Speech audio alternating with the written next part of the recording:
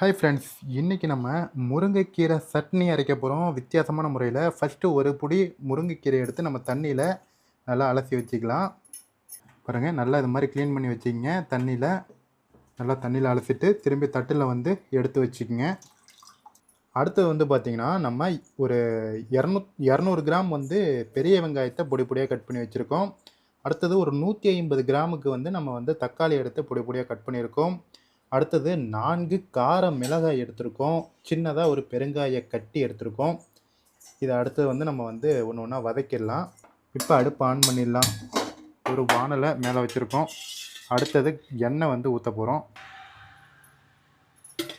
எண்ணெய் ஊற்றியாச்சு. இப்போ சூடு வரட்டும். ஃபஸ்ட்டு வந்து நம்ம பெருங்காயத்தை போட்டுடலாம்.